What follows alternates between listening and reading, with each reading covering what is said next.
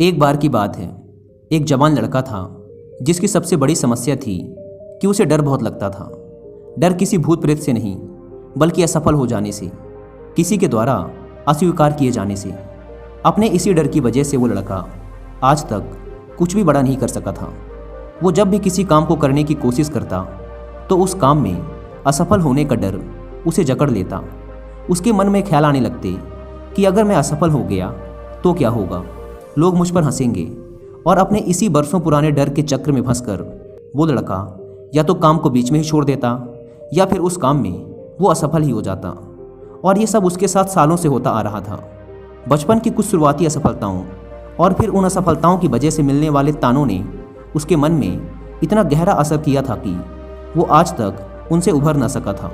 जब भी वो किसी काम को करता तो उसके बचपन का डर हमेशा उसके सामने खड़ा हो जाता और वो सोचने लगता कि कहीं असफल ना हो जाऊं, कहीं ऐसा ना हो कि काम अधूरा ही रह जाए। और फिर अंत में उसका शक सही निकलता और वो हर बार असफल हो जाता। अब तो उसने ये मान ही लिया था कि वो कुछ नहीं कर सकता, वो निकम्मा है, वो डरपोक है। लेकिन उस जवान लड़के का एक दोस्त भी था जो ये बात समझता था कि मेरा दोस्त प्रयास तो हर बार करता है लेकिन वो असफल हो जाता है क्योंकि उसके मन में हारने का डर बचपन से बैठा हुआ है।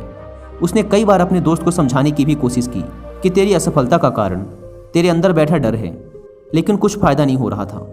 हालांकि वो लड़का भी ये बात समझता था कि ये बचपन से उसके अंदर बैठा हार का डर ही उसकी असफलता का कारण है, लेकिन वो चाह कर भी इस डर से छुटकारा नहीं पा रहा था। एक दिन जब वो लड़का अपने गांव के पास वाली नदी के किनारे बैठा हुआ था, तभी अचानक पीछे से आकर उसके उसी दोस्त ने बड़ी खुशी से कहा, मेरे भाई, तेरे सबसे बड़ी समस्या का समाधान मिल चुका है।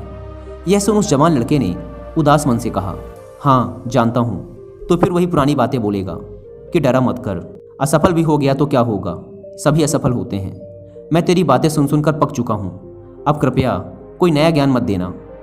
यह सुन उसके दोस्त ने कहा, मैं तुझे कोई ज्ञान देने नहीं आया हूँ, तू पहले मेरी पूरी बात तो सुन। उस जवान लड़के ने कहा, बता क्या बात है तेरी। उसके दोस्त ने कहा, आज हमारे गांव में एक बहुत ही बड़े सिद्ध महात्मा पधारे हुए हैं। लोग कहते हैं कि वो बहुत ही पहुँचे हुए संत हैं। जो भी अपनी समस्या लेकर उनके पास जाता है वो उसकी समस्या का निराकरण जरूर करते हैं। गांव के सभी लोग अपनी अपनी समस्याओं का समाधान उन साधु महाराज से पूछ रहे थे, तो मैंने सोचा कि क्यों ना हम तेरी भी समस्या का समाधान उनसे ही पूछ लें। यह सुन उस जवान लड़के ने कहा कि क्या सच में वो इतने पहुँचे हुए महात्मा हैं। दोस्त ने कहा, गाँव के बड़े बुजुर्ग तो यही बोल रहे हैं कि वो बड़े ही आत्मज्ञानी व्यक्ति हैं। यह सुन उस जवान लड़के ने कहा, तो फिर चल अपन भी चल के उन साधु महात्मा से मेरे डर को खत्म करने का तरीका पूछते हैं। वे दोनों लड़के उन साधु महाराज के पास जाते हैं। वहाँ काफ़ी भीड़ लगी होती है, तो वो दोनों अपनी बारी का इंतजार करते हैं। जब सभी लोग वहाँ से चले जाते हैं तो वो दोनों अपने हाथ जोड़कर साधु महाराज के सामने बैठ जाते हैं। उन्हें देखकर वो साधु महाराज मुस्कुराते हैं और कहते हैं, कहो बच्चों, तुम्हारी क्या समस्याएं हैं। यह सुन उस लड़के का दोस्त कहता है, महाराज, समस्या मेरी नहीं, मेरे दोस्त की है, और समस्या भी बहुत बड़ी और बहुत पुरानी है। यह सुन साधु महाराज ने उस लड़के की तरफ इशारा करते हुए कहा, बताओ बेटा, अपनी समस्या बताओ। लड़के ने कहा, महाराज, मेरे अंदर बहुत डर है। मैं इस डर से कि कहीं असफल ना हो जाऊं, कोई नया काम ही शुरू नहीं कर पाता, और अगर शुरू भी करता हूं तो उसमें असफलता ही हाथ लगती है, क्योंकि मेरे मन में हमेशा ही इस बात का डर लगा रहता है कि कहीं असफल ना हो जाऊं। अगर असफल हो गया तो लोग क्या कहेंगे, और ना जाने इस तरह के कई और डर भरे डरावने प्रश्न हमेशा ही मेरे मन में चलते रहते हैं। इसलिए कृपया कर आप ही मुझे बताइए कि मैं कैसे अपने इस डर को ख़त्म करूं, मैं कैसे इसे छुटकारा पाऊं। साधु महाराज ने कहा, तुम किसी भी उस चीज़ से छुटकारा नहीं पा सकते जो असलियत में है ही नहीं। साधु महाराज ने उस लड़के से पूछा, क्या तुम अभी डरे हुए हो कि मैं तुम्हारे बारे में कुछ ऐसी बात ना बोल दूं जो तुम्हारे डर को और बढ़ा देगी। लड़के ने कहा, हाँ, मैं थोड़ा सा डरा हुआ हूँ कि कहीं आप कोई ऐसी बात ना बोल दें जिससे मेरे अंदर के डर के प्रति मेरा विश्वास और मजबूत हो जाए। साधु महाराज ने कहा, यही तो तुम्हारे डर की सबसे बड़ी वजह है कि तुम सोचते बहुत हो कि अगर ये हो गया तो क्या होगा, वो हो गया तो क्या होगा। साधु महाराज ने उस लड़के से आगे पूछा, क्या तुम्हें जीवन के हर पल में डर लगता है। उसने कहा, नहीं, मुझे हर पल तो डर नहीं लगता। ये मुझे तभी लगता है जब मैं किसी काम को अपने हाथ में लेता हूँ। साधु महाराज ने पूछा, लेकिन तुम्हें हर समय डर क्यों नहीं लगता? लड़के ने कहा, क्योंकि मैं हर समय डर के बारे में नहीं सोच रहा होता हूँ। साधु महाराज ने पूछा, क्या जब तुम खाना खाते हो तब भी तुम्हें डर लगता है? लड़के ने कहा, नहीं। साधु महाराज ने फिर पूछा, क्या जब तुम सोते हो तब भी तुम्हें डर लगता है? लड़के ने कहा, महाराज आप कैसी बातें कर रहे हैं, मुझे सोते वक्त क्यों डर लगेगा? मैं कोई छोटा बच्चा थोड़े ना हूँ। साधु ने कहा, फिर तुम्हें किसी बड़े काम को करते वक्त ही डर क्यों लगता है? लड़के ने कहा, क्योंकि जैसे ही मैं कोई नया काम करने का प्रयास करता हूँ तो मेरे सारे पुराने असफल कामों की तस्वीर मेरी आंखों के सामने आ जाती है।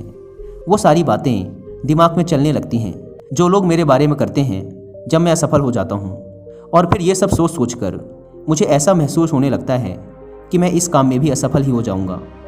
यह सुन साधु महाराज ने हंसते हुए कहा, तो क्या अभी भी तुम्हारे समझ में नहीं आया कि तुम्हारी असफलता का कारण तुम्हारा डर नहीं बल्कि तुम्हारा उस डर के बारे में अत्यधिक सोचना है? जब तुम डर के बारे में नहीं सोचते तो तुम्हें डर भी नहीं लगता, है ना? तो बस तुम्हें ऐसे ही बने रहना है। डरा हुआ ना होने के लिए हमें कुछ भी नहीं करना पड़ता, लेकिन डरा हुआ रहने के लिए तुम्हें बढ़ा चढ़ा के कल्पना करनी होगी।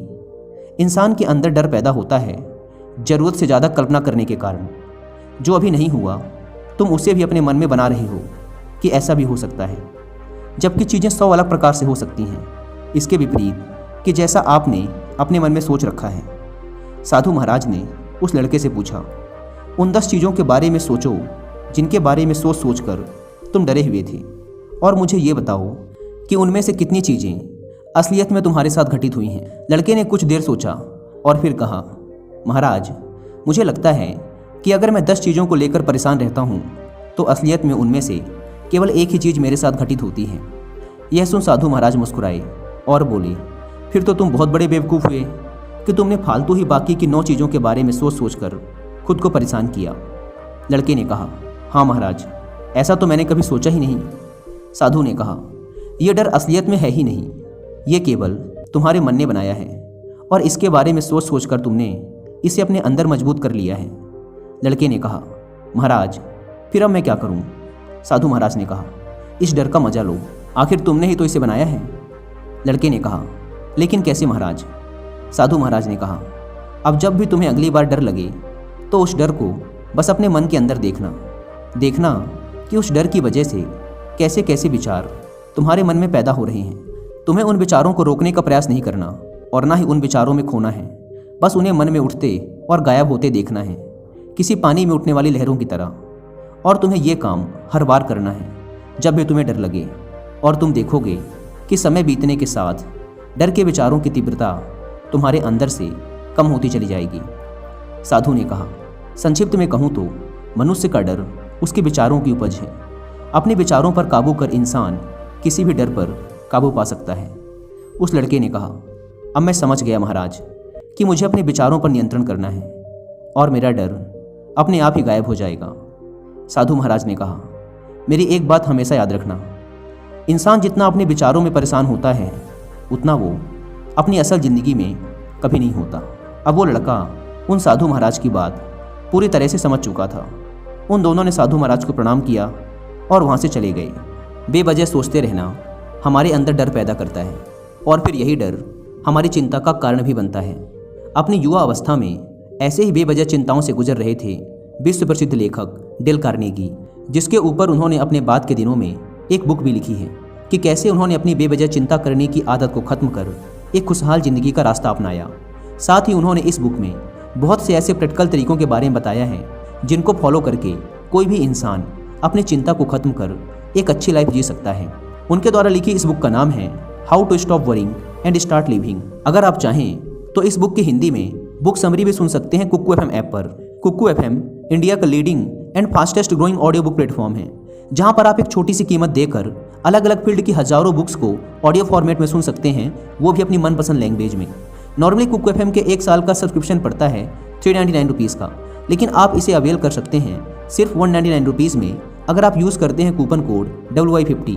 लेकिन 199 वाला यह ऑफर सिर्फ पहले 250 लोगों के लिए ही वैलिड है, इसलिए देर ना करें। Link description and pin comment पर दी गई है। ऐप को डाउनलोड कर WY50 कूपन कोड का फ़ायदा उठाएं। अगर हम अपने आसपास देखें तो आज ज़्यादातर लोग ओवर थिंकिंग के शिकार हैं।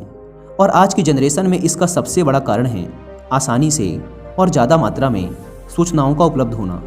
क्योंकि जब हमारे दिमाग को लगातार किसी न किसी प्रकार की सूचना मिलती रहती है तो ये इसका आदी हो जाता है। इसे हमेशा ही किसी न किसी प्रकार की सूचना पर अपनी प्रतिक्रिया देने की आदत पड़ चुकी होती है। क्योंकि आज के सोशल मीडिया की दुनिया में हर एक न्यूज़, हर एक पोस्ट पर हमारा माइंड प्रतिक्रिया करता है।